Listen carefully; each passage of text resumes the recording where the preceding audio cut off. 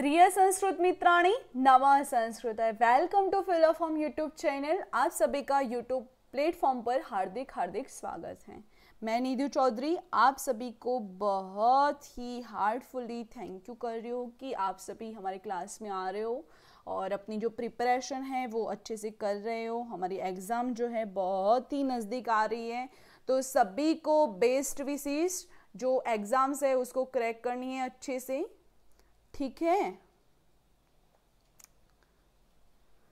हमारी जो क्लासेस हैं वो CTET, KVS, NVS, PGT, TGT, PRT, NET, JRF 2022 examinations, जो भी संस्कृत के रिलेटेड जो भी एग्ज़ाम्स कंडक्ट होती हैं वो सभी एग्ज़ाम्स के रिलेटेड यहाँ पे हमारी क्लासेस हो रही है, तो आपको सभी में हेल्पफुल लगेगी, ठीक है। तो आपको ज्वाइन करना है। मुझे पर्सनली काफ़ी डीएम आते हैं कि मैम मैं ये प्रिपरेशन कर रही हूँ ये एग्ज़ाम की, तो मैं इसमें आऊँ ना आऊँ, ऐसा काफ़ी जो कमेंट्स है, आपके जो डाउट्स हैं वो आज मैं क्लियर कर लेती हूँ कि ये जो क्लासेस है वो नेट जेआरएफ के रिलेटेड भी है, क्योंकि पीजीटी टीजीटी में क्या है, सिलेबस बहुत ही बेसिक है, एकदम इजी सिलेबस है। उसमें उसका जो ट्रांसलेट करना है हिंदी में ऐसा इजी होता है सिलेबस।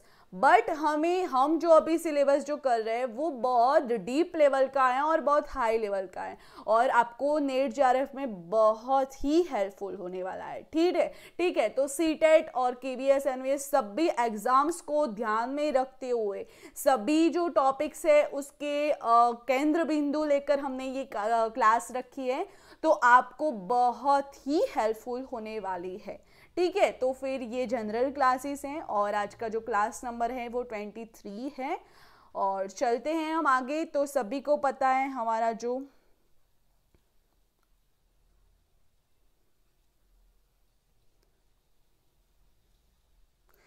ये हमारा फिल फॉर्म पीजीटी टीजीटी का जो ग्रुप्स हैं उसको भी आपको ज्वाइन करना है। फिर ये जॉब रिलेटेड है और ये हमारा फिल फॉर्म का एप्लीकेशन है, ठीक है। तो आपको सभी जगह पे ज्वाइन करना है। गुड आफ्टरनून सभी को, नमः संस्कृताय, प्रणाम सभी को।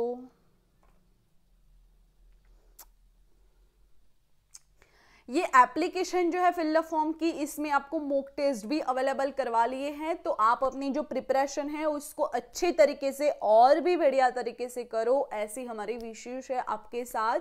और जब तक अब एग्ज़ाम तक नहीं पहुंचते तब तक हमारा सपोर्ट भी आपसे बना रहेगा। आपको अगर कोई भी डाउट्स है, कोई भी जो टॉपिक्स है उसमें कोई डाउट्स है, वो सब आप हमसे क्लियर करवा सकते हो। और आज का जो हमारा क्लास है वो आपके ही बुलाने पर, यानी आपको ही ये क्लास का जो टॉपिक्स है वो क्लियर करना था, तो हम लोग आपका जो प्रिपरेशन है उसको ध्यान में रखते हुए हम लेकर आए, ठीक है। सिताक्षी जी, पूजा जी, शायद हाँ पूजा जी, एंड धरती बेन परमार। धरती मैम आप गुजरात से हो क्या? मुझे एक बार आप कंफर्म करवा लो कि आप गुजरात से हो क्या, ठीक है। चलो हम चलते हैं। उसके बाद ये हमारा संस्कृत का सेकंड पेपर का वो जो था वो जनरल क्लास था, और ये हमारा जो संस्कृत का पर्टिकुलर ग्रुप्स बना हुआ है संस्कृत फिल फॉर्म का, fill form by Neetu ma'am, और ये है संस्कृत बाय नीतू। दोनों ग्रुप्स हमारे टेलीग्राम के बने हुए हैं, वहाँ पे जाके आप अपना फॉलोअप कर सकते हो। अच्छा धरती मैम, तो मैं भी गुजरात से हूँ और आपकी जीसेट एग्ज़ाम भी बहुत नज़दीक आ रही है, और तो अपना जो ग्रुप्स हैं, आपका जो फ्रेंड सर्कल है, उनको अगर जीसेट की क्लासेस करने हैं तो हम लोग फिल फॉर्म पर न्यू जो हैं वो बैच स्टार्ट करने वाले हैं, अगर आपका सपोर्ट बना रहेगा तो, ठीक है।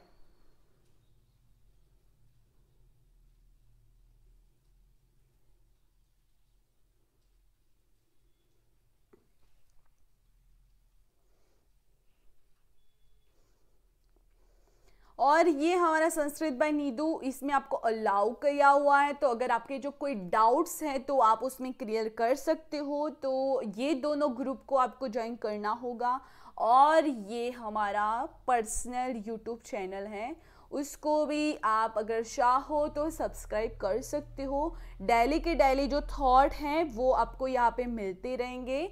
तो अगर आप इसमें भी इंटरेस्टेड हो तो आप ये ग्रुप्स भी, ये जो चैनल है यूट्यूब का है, तो ये यूट्यूब का चैनल भी आप ज्वाइन कर सकते हो, यानी सब्सक्राइब कर सकते हो। ठीक है, डेली के डेली जो मोटिवेशनल वीडियो है, जो अच्छी अच्छी थॉट है, वो सब आपको वहाँ पे मिलेंगी। तो आपका जो मोरल है वो बहुत हाई रहेगा, आपका जो कॉन्फिडेंस है वो भी हाई रहेगा। ठीक है, आपको बहुत हेल्पफुल रहेगा। ओके, देन ये टीजीडी पीजीडी का जो क्लासेस हैं तो वो सब आपको पता ही है, हम डेली आपको बताते ही है कि कौन सा क्लास कब होता है। तो आपको ये देखना होगा कि करंट जीके की जो क्लासेस हैं वो 8 AM से स्टार्ट होती हैं, तो आपको ये भी ज्वाइन करनी है। एसएसटी सेकेंड पेपर है, 10 AM को मैथ है, फिर 12 PM को जीके है और 1 PM को हमारा संस्कृत है। ओके, ये सीडीपी अगर आपको नेट जीआरएफ के अलावा जो क्लासेस है हमारे पीजीटी टीजीटी, उसमें सीडीपी काफ़ी बार पूछा जाता है, तो आपको ये भी लेनी है तो ले सकते हो। और रीजनिंग, इतनी क्लासेस आपको रेगुलर रहेगी पीजीटी टीजीटी के लिए। ओके, तो आपको ये लेनी है।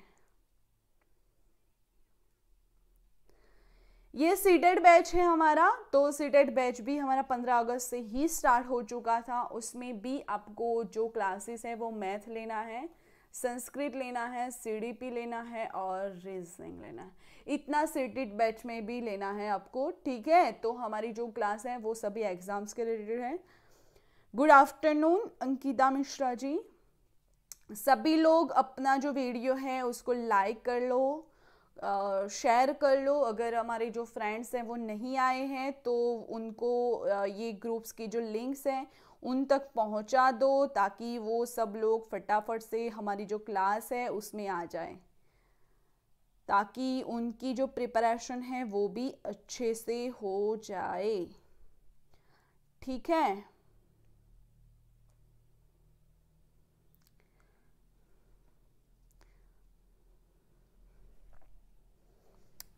यश शीतल चौधरी जी प्रणाम।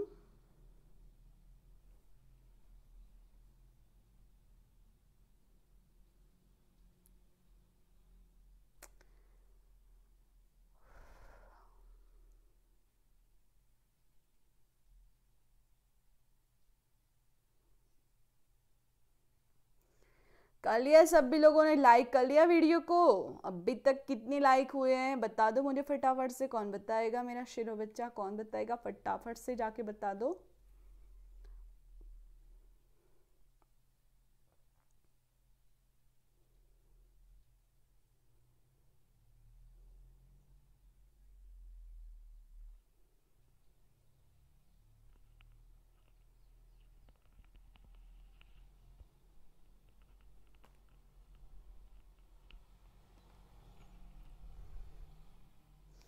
ओके, देन चलते हैं हम आगे। Let's start. सभी लोग रेडी हो आज के क्लास के लिए? एक बार फुल जोश के साथ थंब पूरे कमेंट बॉक्स में हो जाने चाहिए। फटाफट से थंब भेज दो कमेंट बॉक्स में।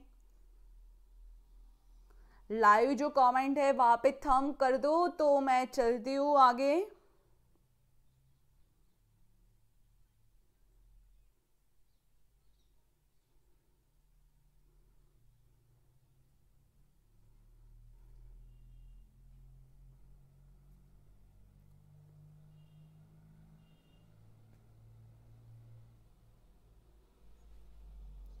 Yes, okay, yes sir.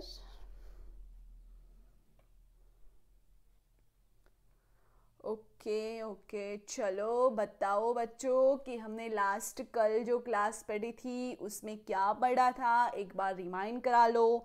क्योंकि ये धरती बहन जो है वो न्यू स्टूडेंट आई है हमारे, तो उनको भी पता चले कि हमने क्या पढ़ा था कल। ठीक है,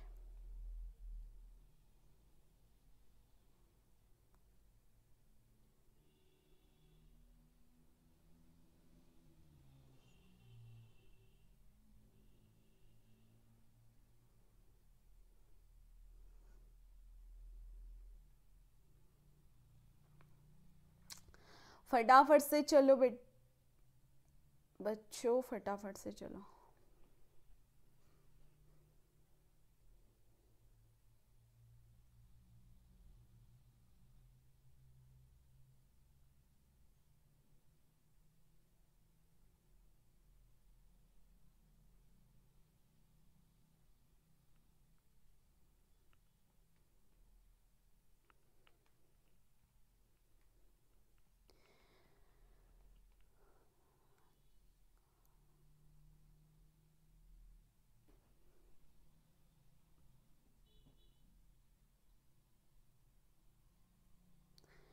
आपका नेटवर्क प्रॉब्लम है शीतल जी।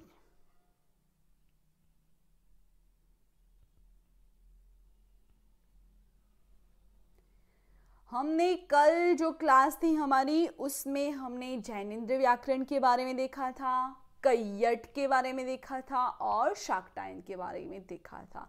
ये जो है वो जो वैयाकरण है यानी व्याकरण के आचार्य हैं, उनका परिचय हमने कल की क्लास में पढ़ा था।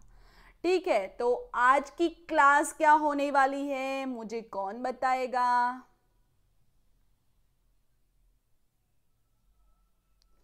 कलहण के बारे में नहीं देखा था हमने, कैयट के बारे में देखा था।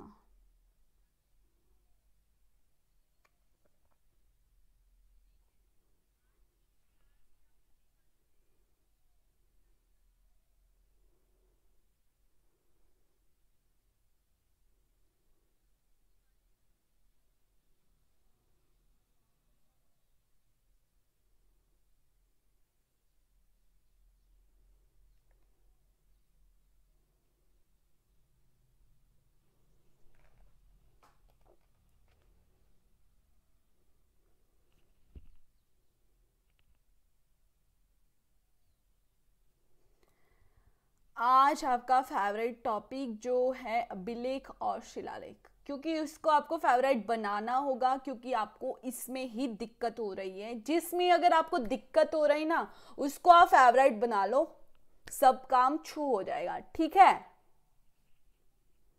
या शिलालेख, शिलालेख, अभिलेख, शिलालेख।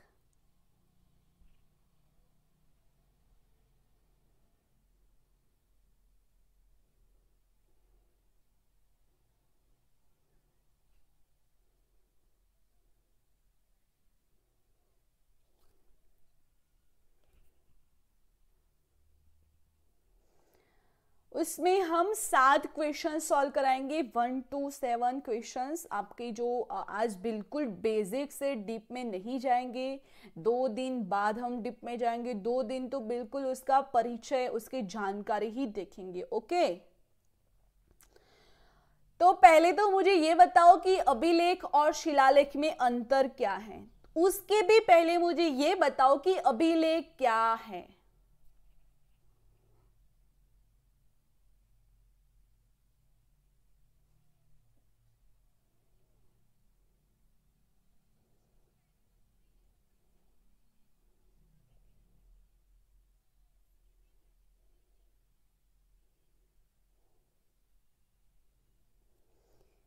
ये क्लास के बाद आपका कोई डाउट्स नहीं रहेगा अभिलेख और शिलालेख के टॉपिक्स में। ठीक है, इतने बढ़िया तरीके से मैं यहाँ पे कंटेंट लेकर आई हूँ आपके लिए।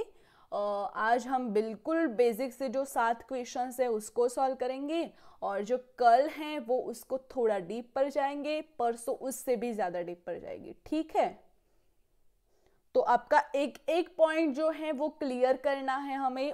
वही इंटेंशन से हम बहुत ही धीरे धीरे चल रहे, क्योंकि ये टॉपिक जो है वो सभी एग्जाम्स में आते हैं।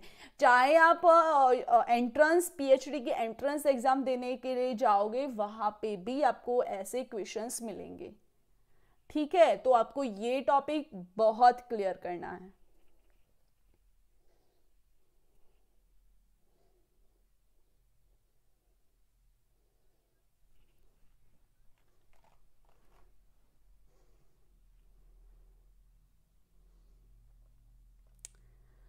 कौन बताएगा मुझे कि अभिलेख क्या है? गुड आफ्टरनून अनीता मोदिया जी।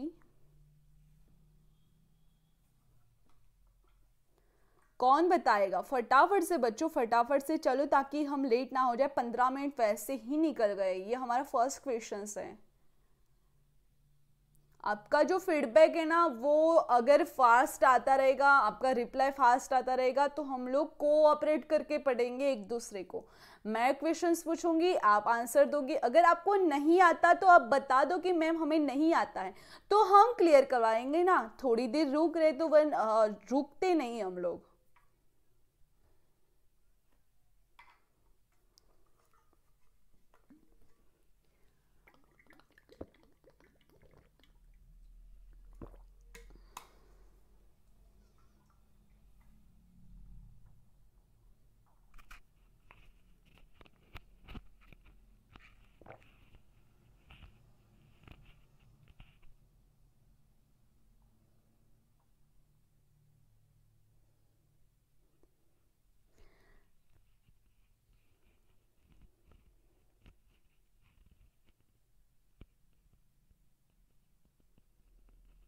चलो हम देखते हैं, ठीक है। अभिलेख और शिलालेख में क्या अंतर है? पहले तो ऐसे बेसिक से क्वेश्चंस आपको अपने माइंड में क्लियर करने होंगे कि अभिलेख और शिलालेख में अंतर क्या होता है। तो देखते हैं, अभिलेख, स्तंभ लेख और शिलालेख क्या है, इनमें क्या अंतर है।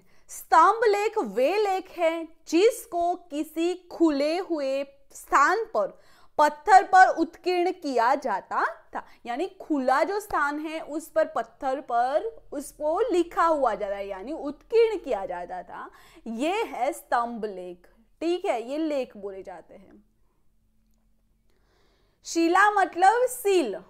शिला का मतलब क्या है? सील। यानी एक तरफ से चौकार आकार के जो शाम पट की तरह, जिस पर आज भी हम लिखते हैं, लेकिन वे लेख चिरकाल तक विचारों व विचारधारा को सुरक्षित करने के लिए लिखे जाते थे। यानी जो पत्थर है, बहुत बड़े बड़े पत्थर, यानी जो शिलाएं हैं, उन पर लिखे जाते जो जाता था लेख, उसको बोलते हैं शिलालेख। ओके, यस, पत्थर पर लिखा होता हो तो शिलालेख। यस धरती बहन, सुदाक्षु जी राइट। तो क्या है? शिला का मतलब सील, यानी एक तरफ से चौकार आकार के शाम पट की तरह, जिस पर आज भी हम लिखते हैं, लेकिन वे लेख फिर चिरकाल तक विचारों और विचारधारा को सुरक्षित करने के लिए लिखे जाते थे। ठीक है। उसके बाद है मौर्य काल के शिलाओं तथा स्तंभों पर उत्कीर्ण लेखों के अनुशीलन से हम इस निष्कर्ष पर पहुंचते हैं कि अशोक का धम्म व्यवहारिक, फलमूलक अर्थात फल को दृष्टि में रखने वाला और आध्यात्मिक मानवीय था। यानी जो लेख है उसके आधार पर जो अशोक का जीवन था, अशोक का व्यवहार था, उसका जो फलमूलक जो था, यानी फलों को दृष्टि में रखने वाला, यानी जो उसका जो जीवन कैसा था, वो कैसे व्यवहार करता था सभी से, वो सब उसने अपने जो शिलालेख है उसमें कोतरनी करवाई है। ठीक है। इस धर्म के प्रचार से अशोक अपने साम्राज्य के लोगों में तथा बाहर अच्छे जीवन के आदर्श को चरितार्थ करना चाहता था। यानी अशोक क्या चाहता था? तो ये जो है साम्राज्य, उसके लोगों तथा बाहर के जो अच्छे लोग हैं उनका जीवन कैसा था, उन्होंने कैसा व्यवहार किया था, वो कैसा जीवन जी रहे थे, यानी किसी के साथ कैसा कर रहे थे, ये सब जो है वो चरितार्थ करना चाहते थे। पर वो कहाँ करे? तब उन्होंने क्या किया? इसके लिए उसने जहां कुछ बातें लाकर बौद्ध धर्म में सुधार किया, वह लोगों को धर्म परिवर्तन के लिए विवश नहीं किया था।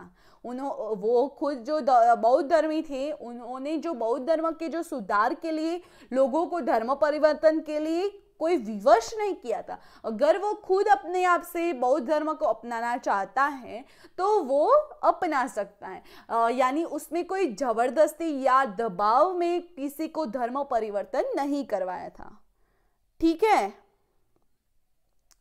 वस्तुतः उसने अपने शासनकाल में निरंतर यह प्रयास किया कि प्रजा के सभी वर्गों और संप्रदायों के बीच सहमति का आधार ढूंढा जाए।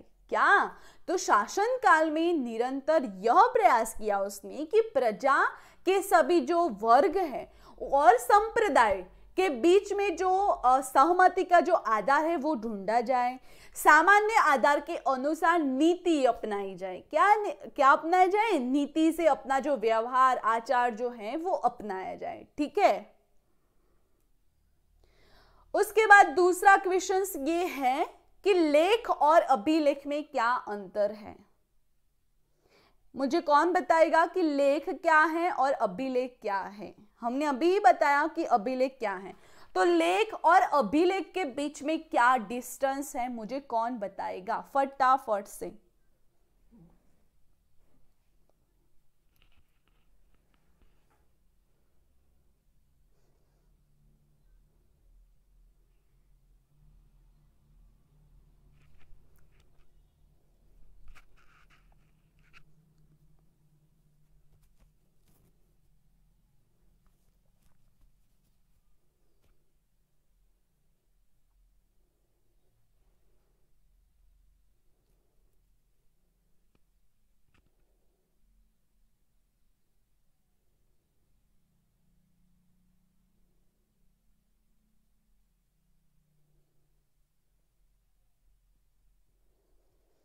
आज बच्चे क्यों स्लो कर रहे हैं, पता नहीं क्या प्रॉब्लम है सभी को। क्यों कमेंट नहीं कर रहे हो कि आपको आता नहीं है, क्या है वो मुझे बताओ, तो हम वैसे तरीके से पढ़े ना। आपकी अगर कोई प्रॉब्लम है तो मुझे वो बताओ।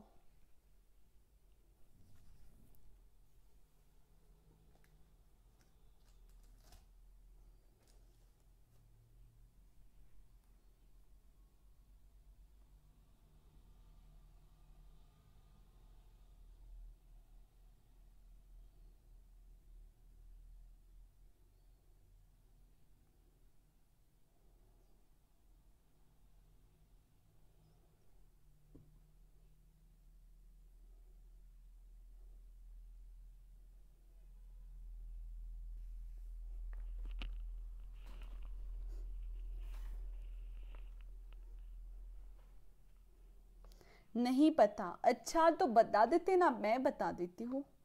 ठीक है, कोई ऐसे दिक्कत नहीं है, क्योंकि आप यहाँ पे सीखने ही तो आते हैं। बट मुझे ये जानना है कि आपको ये बेसिक्स आता है कि नहीं आता है, क्योंकि क्या है कि सभी का कमेंट था कि मैम हमें ये टॉपिक करवा लो। अगर मैं डायरेक्ट से वहाँ पे चली जाती कि जो शाहबाजगढ़ी का शिलालेख है, गिरनार का जो अभिलेख है, ये जो है उसमें डायरेक्टली चली जाती, तो आपको बेसिक कि लेख क्या है, अभिलेख क्या है, अभिलेख और लेख में क्या डिस्टेंस है, और अभिलेख में क्या क्या होता है, ये जो आपको पता ही नहीं होता तो आपको डीप में जाकर मैं कैसे पढ़ा सकते।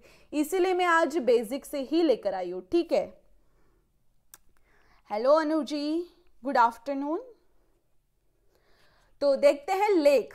ठीक है, लेख क्या है? तो लेख लिखने की एक आधारभूत विद्या है।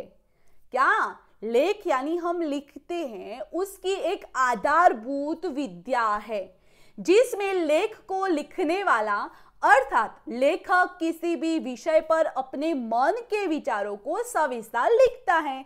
यानी ये जो कॉपी पेन है, ठीक है, इस पर मैं किसी को लिखूं, क्या कुछ भी लिखूं, तो वो क्या होगा कि लेखक लिखने की जो अपने मन की जो विचार है उसको सविस्तार से लिखता है, तो ये लेख हो गया। ये जो मैंने लिखा तो वो लेख हो गया। ठीक है, तो लेख ये है।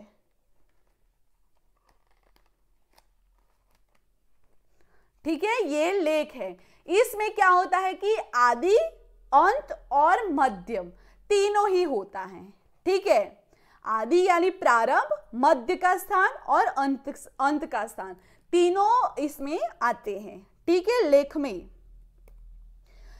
में दी जाने वाली जानकारी सारगर्भित एवं तथ्यात्मक होती है। यानी जो लेख में लिखते हैं वो सारगर्भित और तथ्यात्मक होती है। लेख भिन्न भिन्न विषय जैसे विज्ञान, साहित्य, कला एवं तकनीक आदि पर लिखे जाते हैं। लेख किस किस पर लिखे जाते हैं? तो विज्ञान पर लिखे जाते हैं, साहित्य पर लिखे जाते हैं, जो कला है उस पर लिखे जाते हैं, तकनीकी है, टेक्नोलॉजी है उस पर लिखे जाते हैं, आदि जो विषय हैं उस पर लिखे जाते हैं। ठीक है। लेख में दी जाने वाली जानकारी मौलिक, रोचक एवं रचनात्मक तरीके से लिखी होती है। यानी जो लेख में लिखी हुई जानकारी जो है वो मौलिक भी होती है, रोचक भी होती है और रचनात्मक भी होती है। ठीक है। लेखों के माध्यम से अनछुए विषयों, गंभीर मुद्दों एवं गंभीर समस्या की ओर पाठकों का ध्यान आकृष्ट किया जाता है। लेखों के जो माध्यम से अनछुए विषयों पर गंभीर मुद्दों एवं गंभीर समस्याओं की ओर पाठकों का ध्यान आकृष्ट किया जाता है। उसके बाद है लेख उद्देश्यपूर्ण लक्ष्यों की पूर्ति हेतु लिखे जाते हैं। जो लेख है वो उद्देश्य पूर्ति के लिए भी लिखे जाते हैं, लक्ष्य की उद्देश्य पूर्ति के लिए भी लिखे जाते हैं। ठीक है। Is that clear? Okay. Hello Anu ji, hello. आज अनामिका जी क्यों नहीं आई है? उनको कोई लिंक शेयर कर लो फटाफट से, क्यों नहीं आई है वो?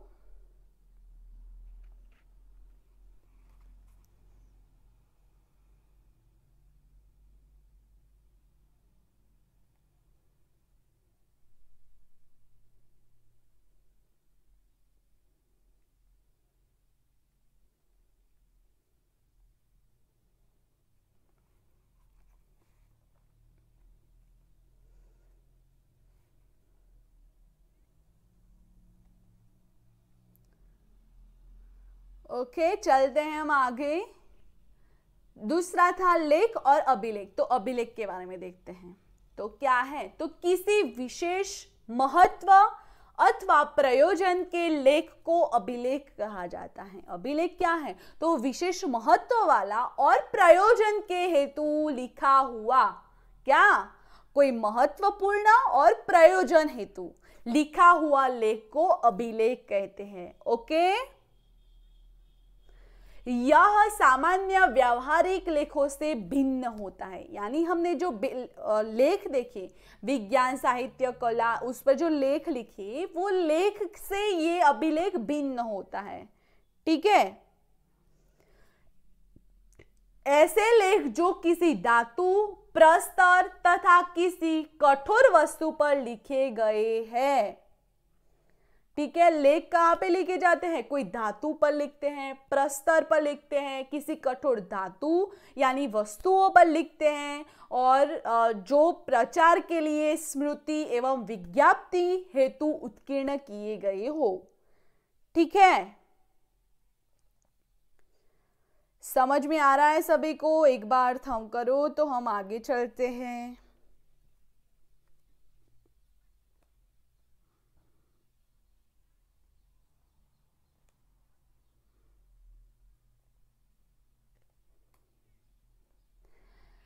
अभिलेख की श्रेणी में क्या क्या आता है? तो उसमें आता है कि प्रचार के लिए, स्मृति चिन्ह के लिए, या फिर विज्ञप्ति यानी कोई एडवर्टाइजमेंट होती है उसके लिए, यानी वो उत्कीर्ण किया हुआ है, वो उसकी श्रेणी में आता है, अभिलेख की श्रेणी में। ठीक है। और अभिलेख किस पर होता है? तो धातु पर आता है, कोई प्रस्तर वस्तु पर आता है, कोई कठोर वस्तु पर निर्देश किया जाता है। ठीक है।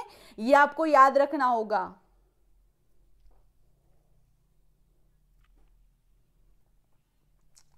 प्राचीन काल में इनका उपयोग अधिक होता था। प्राचीन काल में इनका उपयोग अधिक होता था। क्यों? क्योंकि उस टाइम जो पेपर्स या जो जाड़ है उस पर लिखा हुआ जो लिखावट थी, वो कुछ साल बाद वो अपने आप नष्ट हो जाती थी। तो ये जो धातु है बहुत मजबूत होती है, उस पर लिखा हुआ काफी साल तक चलता था। इसीलिए इसका उपयोग प्राचीन काल में बहुत ही अधिक था।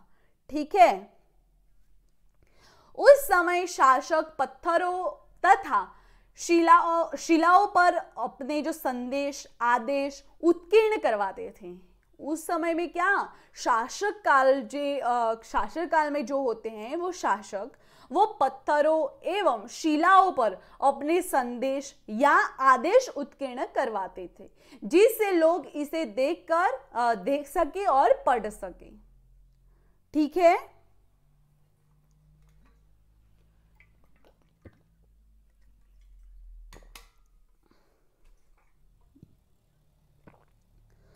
अभिलेखों का मुख्य उद्देश्य कार्य अंकन को स्थायी बनाना है। अभिलेखों का मुख्य उद्देश्य क्या है, ये आपको ध्यान में रखना होगा कि अभिलेख का मुख्य उद्देश्य क्या है, तो कार्य अंकन को स्थायी बनाना होता है।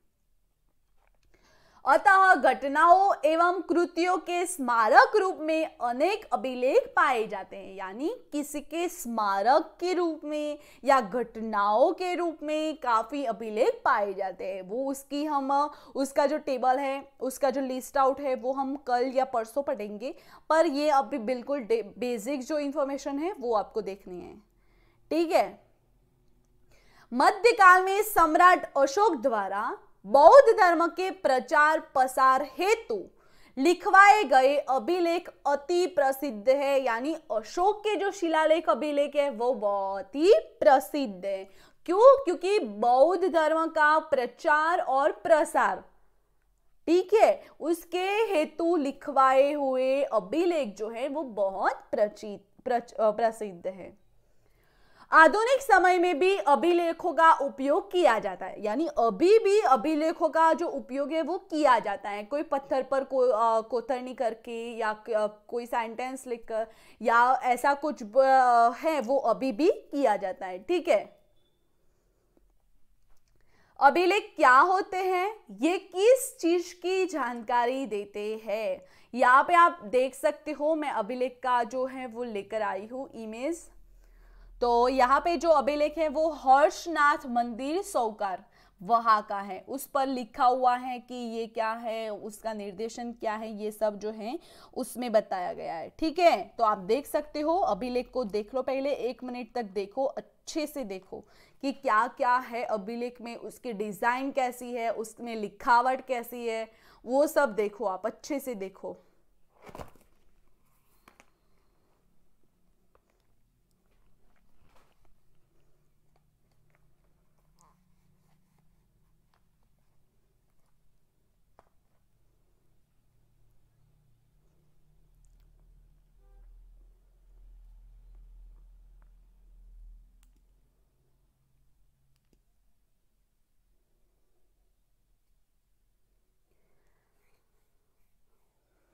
ठीक है, देख लिया, चलो तो हम चलते आगे।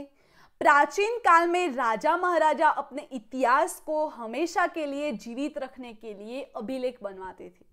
प्राचीन काल में जो राजाएं थे, राजा महाराज जो थे, वो अपना जो इतिहास था उनको आजीवन जीवित रखना चाहते थे, इसीलिए वो किसी धातु पर या किसी पत्थर पर लिखवा के वो जो था उसका, जब वो जो समय था उसका जो कैसा था वो सब वहां पे लिखवा लेते थे।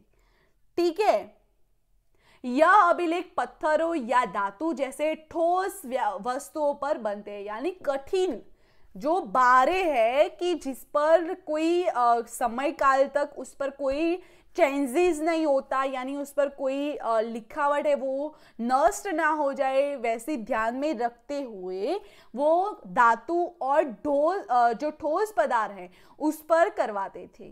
ठीक है, जिसके कारण यह अभिलेख आज भी हमें विभिन्न खुदाई और शोध से प्राप्त होते हैं। ठीक है, वो आज भी हमें प्राप्त होते हैं, यानी जो खुदाई काम करते हैं या भी शोध करते हैं तब हमें वो अभी भी मिलते हैं। ठीक है, अभिलेखों का उपयोग प्राचीन काल से हो रहा है। प्राचीन काल में राजा महाराजा अपने राज्य के निर्देश और आदेशों को पत्थर पर उत्कीर्ण करते रखते थे, जिसे आम जनता पढ़ती थी और पालन करती थी। यानी जो राजाओं का संदेश होता है, उसके जो नियम होते हैं, उसके जो रूल्स रेगुलेशन होते हैं, वो सब लिख कर रखते थे वो अभिलेख शिलालेख पर।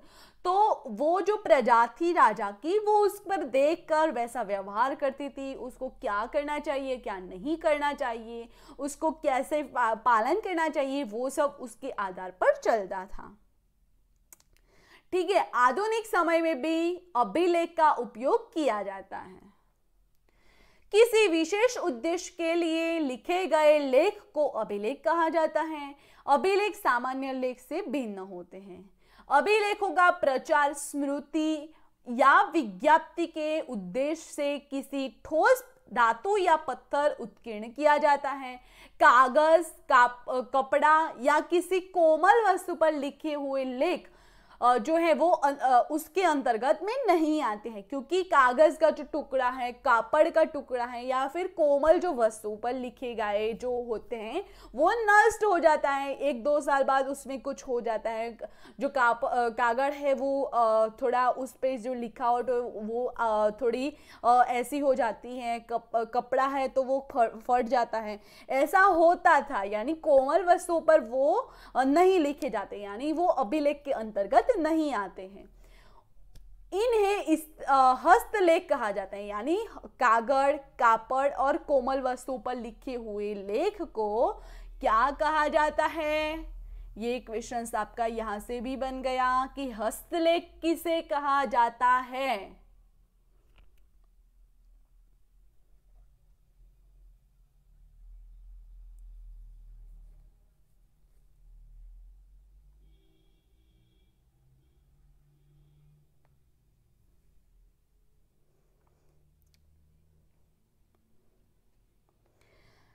मिट्टी की वस्तु या बर्तन और दीवारों पर लिखे हुए लेख भी अभिलेख के अंतर्गत गिने जाते हैं। यानी मिट्टी की जो वस्तुएं हैं या फिर बर्तन और फिर दीवारों पे लिखे हुए लेख जो है वो अभिलेख के अंतर्गत गिने जाते हैं। ठीक है।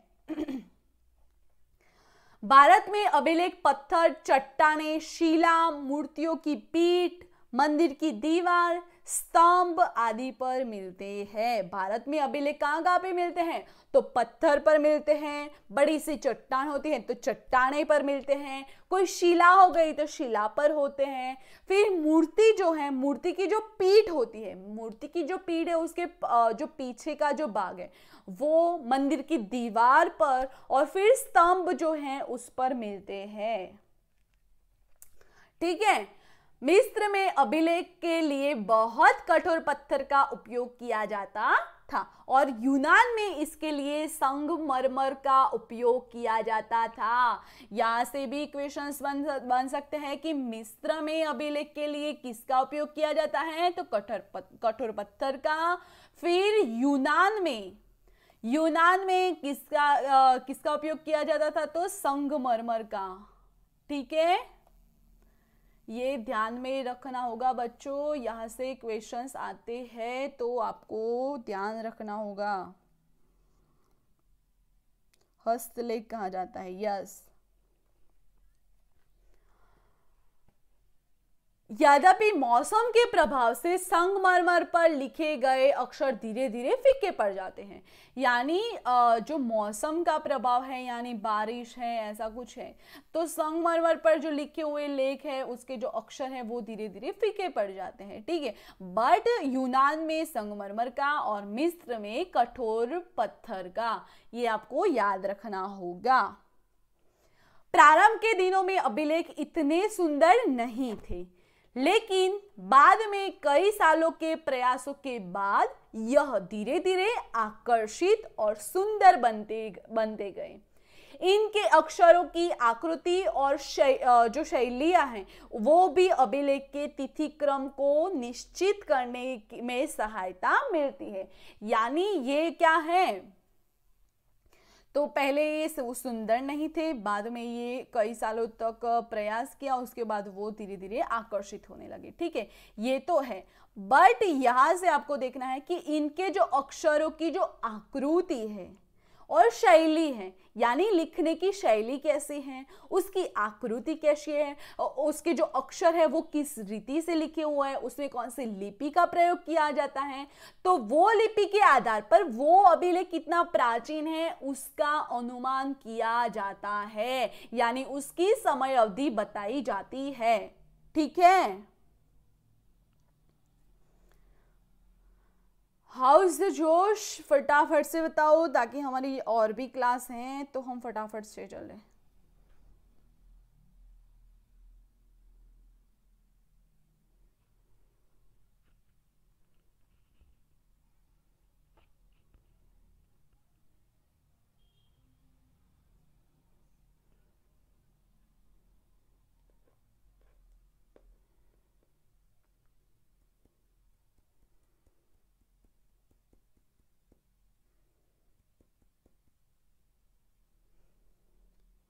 फटाफट से बच्चों, फटाफट से, हमारे पास 20 मिनट है लास्ट।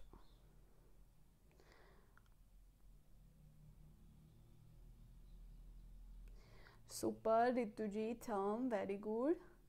और जो भी नए स्टूडेंट ज्वाइन हुए हो, पहले हमने बताया ही था, बट अभी जो ज्वाइन नए हुए हो उनको बता दूं कि हमारे ये पर्सनली संस्कृत के 2 ग्रुप्स बने हुए हैं, वहाँ पे जाके आप ज्वाइन कर लो।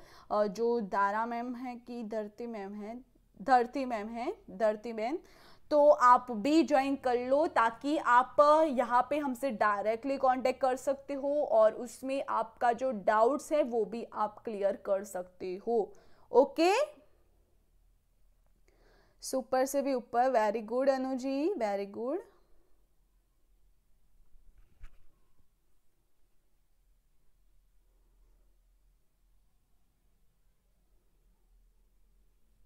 और ये मेरी पर्सनल चैनल है यूट्यूब की, उसको भी ज्वाइन कर लो, अगर किसी ने ज्वाइन नहीं किया है तो उसको भी ज्वाइन कर लो। ओके सभी स्टूडेंट, ओके।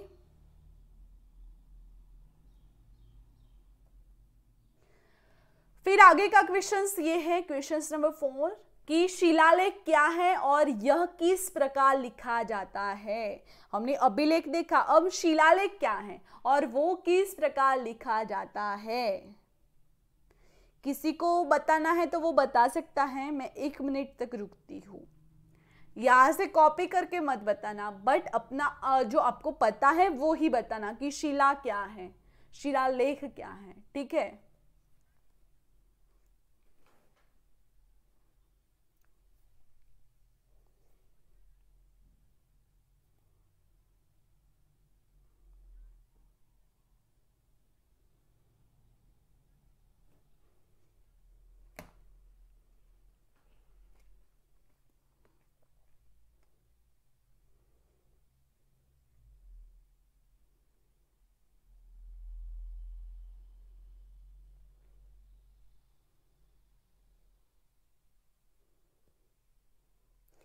कागज, कपड़े, भोजपत्र, लकड़ी आदि पर लिखा हुआ या उत्कीर्ण किया हुआ ज्यादा समय तक नहीं टिकता था, इसलिए स्थायित्व के लिए पत्थरों पर उत्कीर्ण किया जाने लगा। तो शिलालेख यानी पत्थर पर उत्कीर्ण की हुई लिखाई। ओके, यस, बड़े पत्थर पर होते हैं। वेरी गुड रितु जी, वेरी गुड। शिलालेख क्या है, तो पत्थर पर उत्कीर्ण लिखाई, ये है शिलालेख। Is that clear? All is that clear?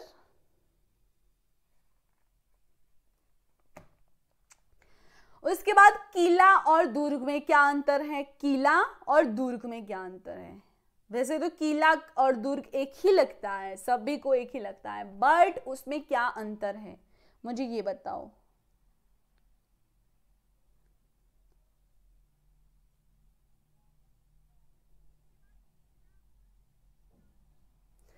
तो दुर्ग और किला एक दूसरे के पर्याय हैं, किंतु दुर्ग आया है संस्कृत से और किला अरबी भाषा से। दुर्ग का अंतर है जाना पाना, यानी जहां पर जाना यानी पाना सरल ना हो। ठीक है, जहां पर जा पाना सरल न हो, वो होता है दुर्ग। ओके,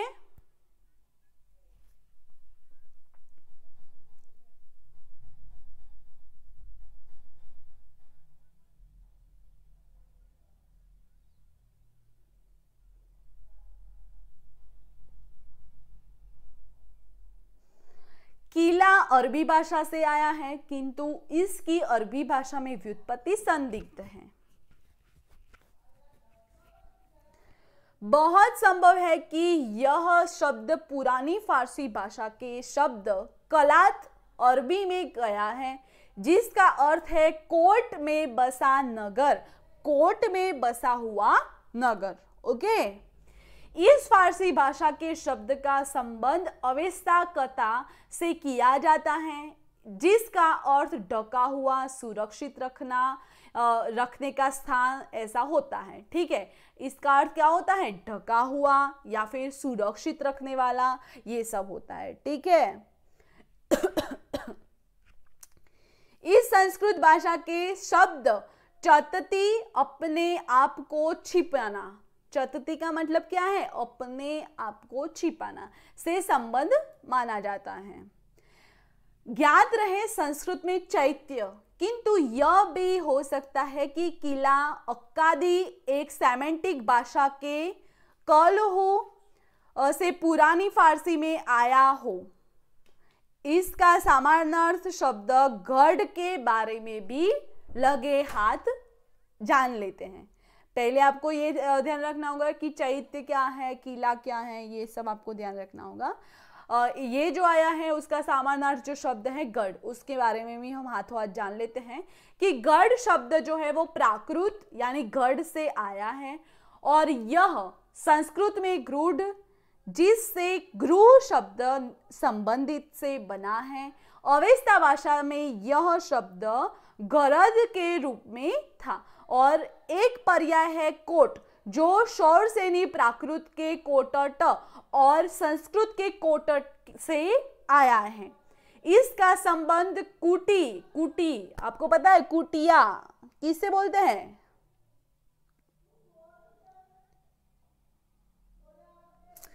कुटिया यानी घर अथवा झोपड़ी से बनता है। ये कोट, कोट शब्द गढ़, ये जो है वो शब्द की व्युत्पत्ति आपको बताई। ठीक है, उसके बाद आपको देखना है कि लिपि और भाषा में क्या अंतर है। लिपि और भाषा में किसी को बताना है?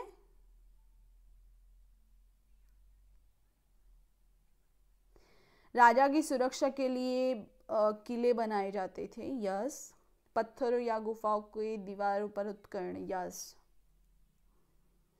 लिपि और भाषा में क्या अंतर है वो किसी को बताना है क्या? कि मैं ही बता दूं? और दुर्ग उसी का रूप है। यस, दुर्ग उसी का ही रूप है, बट दुर्ग जो है वो कोट, कोट और वो फारसी भाषा, उसमें कोटट अरबी भाषा, ऐसा जो है वो आपको ध्यान रखना होगा। ओके, कि वो शब्द कहाँ से आया, वो कैसे हुआ। तो देखते हैं लिपि और भाषा में क्या अंतर है। लिखने के लिए जिन जिन अक्षरों का प्रयोग किया जाता है उन्हें लिपि कहा जाता है, और जिस माध्यम से उसे समझा या अर्थ लगाया जाता है उसे उच्चारण को भाषा कहते हैं।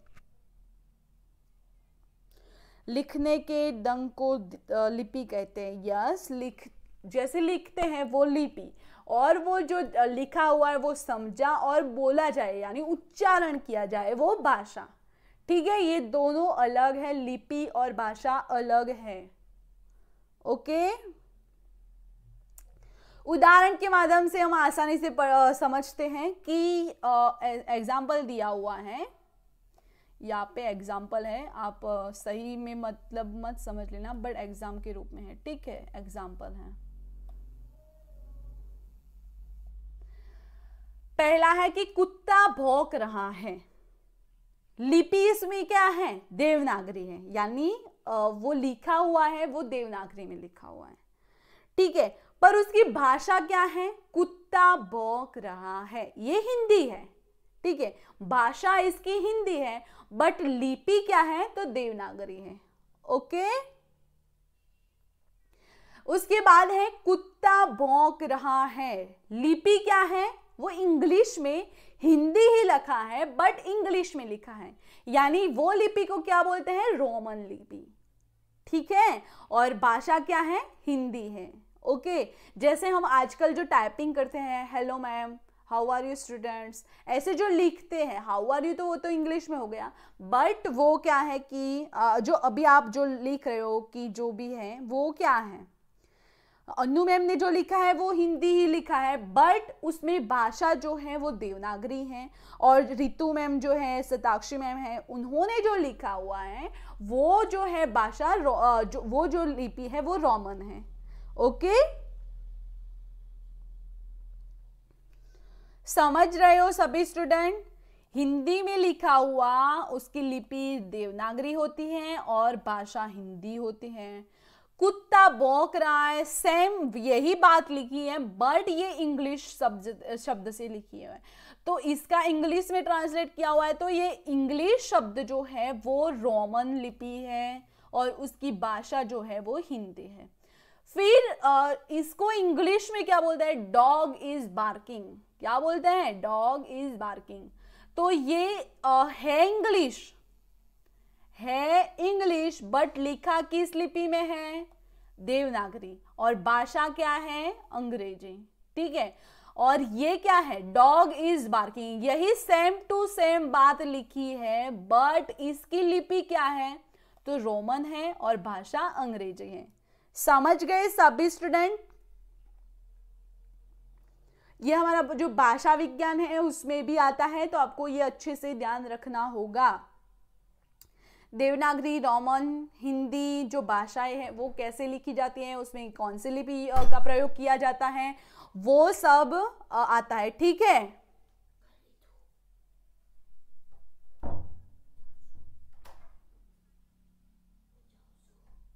ना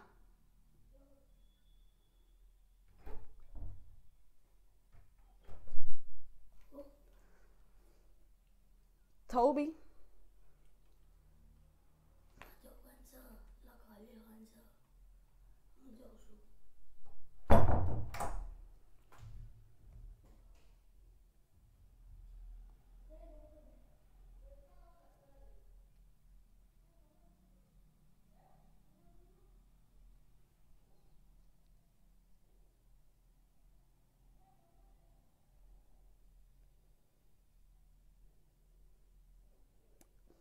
ओके। उसके बाद क्या है? हिंदी, संस्कृत, अवधी, पाली, भोजपुरी, व्रजभाषी, छत्तीसगढ़ी, हरियाणवी, मगही, राजस्थानी, नागपुरी, बीली, डोंगरी, मराठी, मैथाली, नेपाली, कश्मीरी, कोंकणी, सिंधी, नेवार, बोडो, गुजराती, मुंडारी इत्यादि ये भाषाओं को लिखने में देवनागरी लिपि का प्रयोग किया जाता है। इसमें आपकी भी जो लैंग्वेज है वो आ चुकी होंगी। हिंदी, संस्कृत, कौन कौन सी है? हिंदी है, संस्कृत है, ये फिर हमारी गुजराती है, फिर आपकी कौन कौन सी है बता दो फटाफट से। आपकी जो प्रचलित में कौन कौन सी जो भाषा है वो आप यूज करते हो, मुझे बता दो फटाफट से। पंजाबी की लिपि,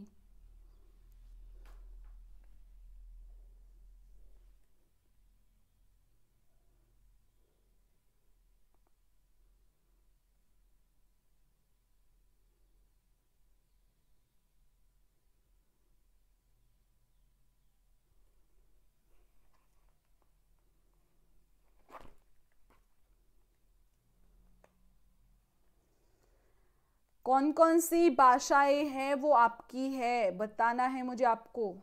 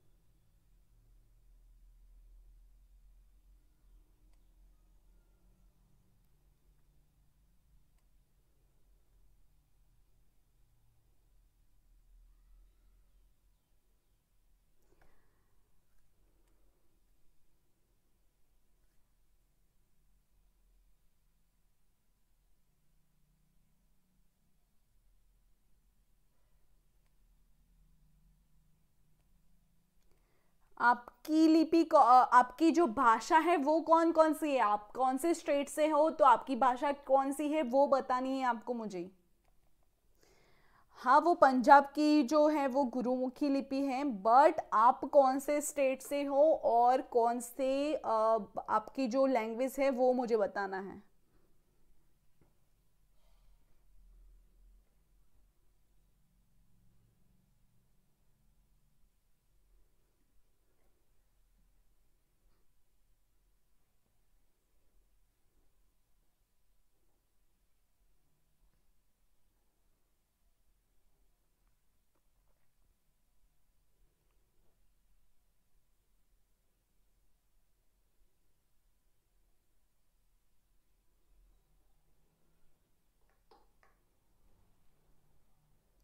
अच्छा, तो सभी की हिंदी है मोस्टली। अच्छा, तो हमारी गुजराती है। ठीक है। इस लिपि जो है, ये जो लिपि है वो बाएं से दाहिने की ओर लिखी जाती है। इसकी लिखावट कैसे की जाती है तो ये भी क्वेश्चंस आता है। तो आपको ऐसा क्वेश्चन आएगा कि देवनागरी लिपि है वो उसकी लिखावट कैसे होती है।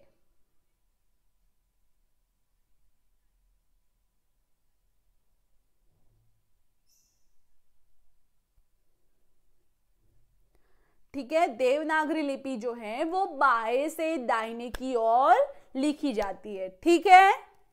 देवनागरी की मूल लिपि क्या है, जो देवनागरी है वो कौन सी लिपि से आई है तो ब्राह्मी लिपि से। ये ब्राह्मी लिपि काफी प्राचीन है। ये भी आपको याद रखना होगा कि जब हमारे ऋषि मुनि और जो थे वो सब ब्राह्मी लिपि का जो थे वो उसका उपयोग करते थे। ठीक है। तो मूल जो ब्राह्मी लिपि है उस पर से सभी जो भाषा है, लिपि है, उसका जो प्रसार हुआ है वो सब ब्राह्मी लिपि से हुआ है। ठीक है।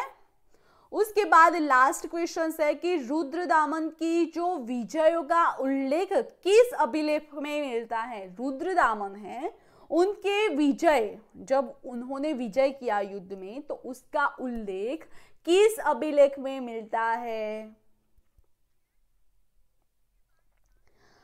तो रुद्रदामन के विषय में विस्तृत जानकारी उसके जूनागढ़ के गिरनार से शक संवत 72 यानी 150 ईसा के अभिलेख से मिलते हैं।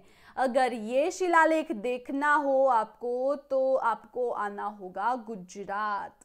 कहाँ पर आना है, गुजरात।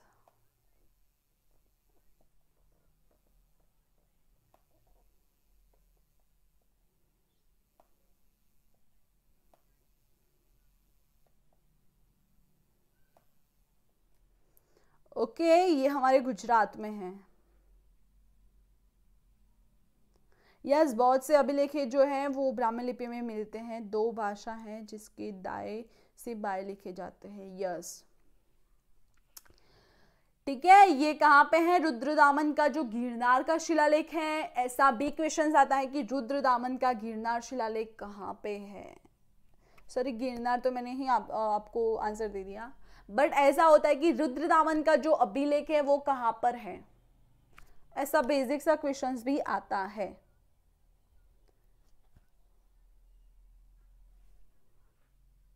ठीक है। और उसका शक संवत क्या है तो 72 है संवत, उसका समय पीरियड ये है, और उसका 150 ईसा का समय भी मानते हैं।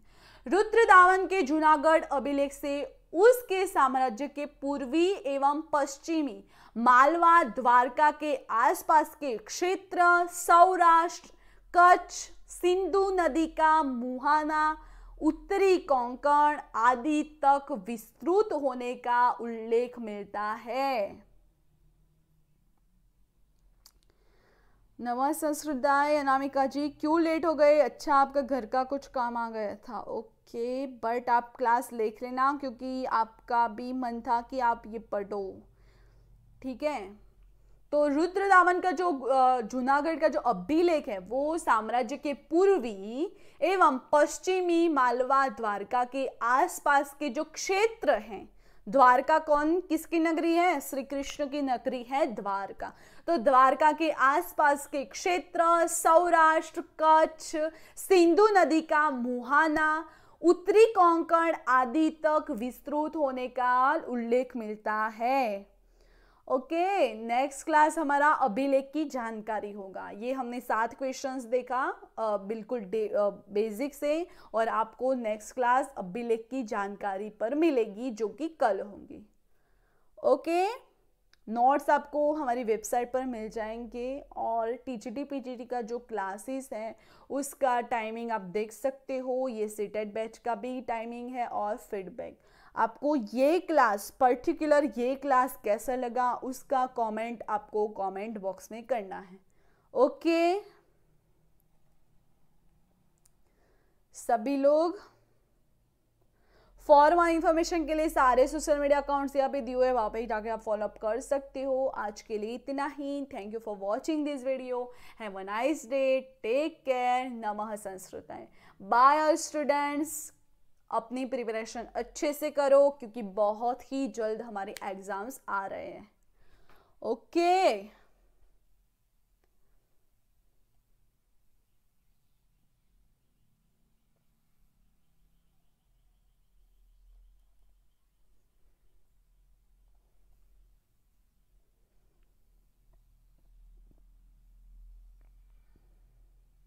मैम, गूगल मीट कब होगी? गूगल मीट पूजा जी हमारे संडे को होगी।